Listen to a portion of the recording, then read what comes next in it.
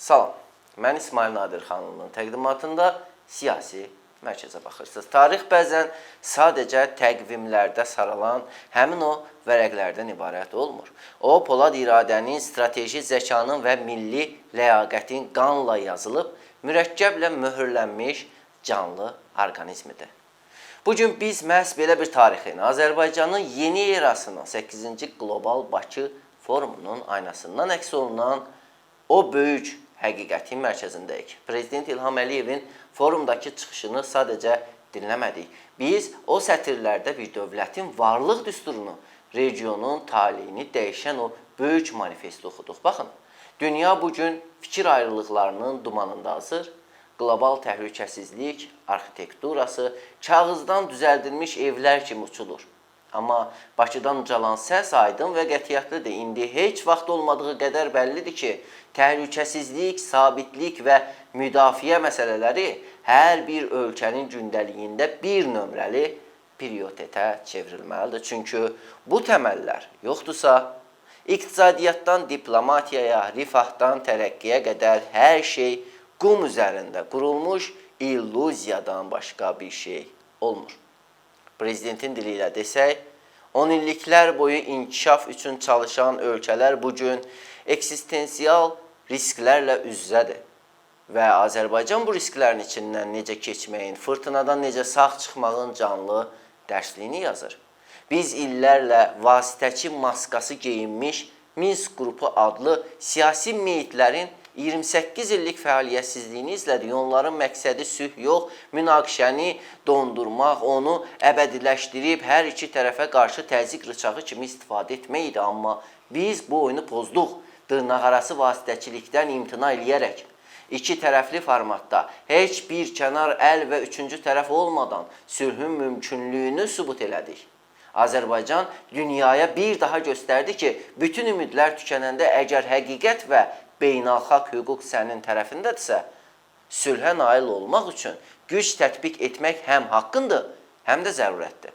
Biz əvvəlcə güclə ədaləti bərpa etdik, dərhal sonra isə siyasi yollarla ədaləti sülhə çevirdik və bu müasir tarixin nadir bir inversiyasıdır. Ölkə tək başına suverenliyini bərpa edir və məğlub etdiyi düşmənə intiqam deyil, əməkdaşlıq əlini uzadır.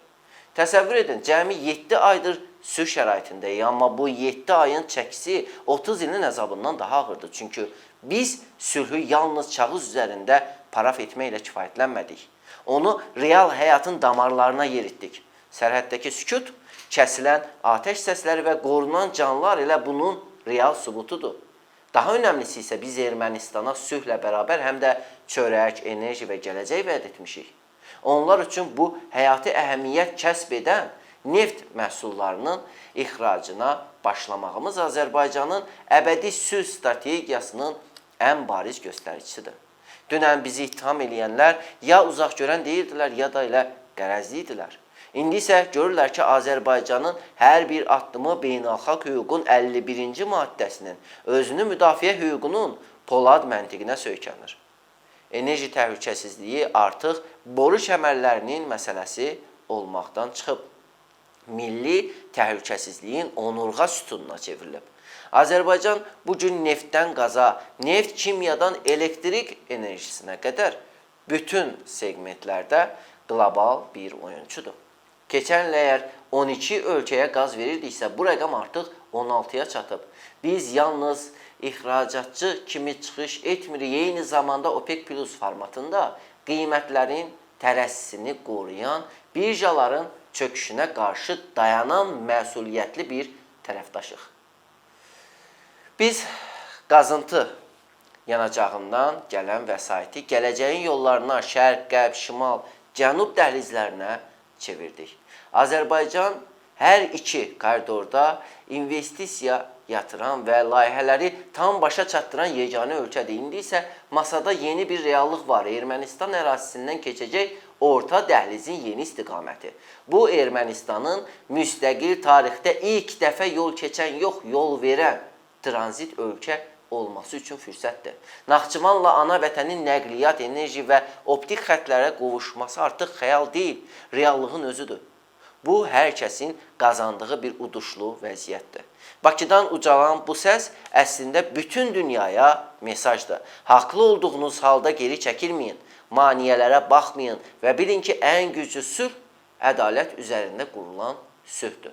Azərbaycanın imzası bugün onun sözü qədər kəsərli, sözü isə imzası qədər mötəbərdir.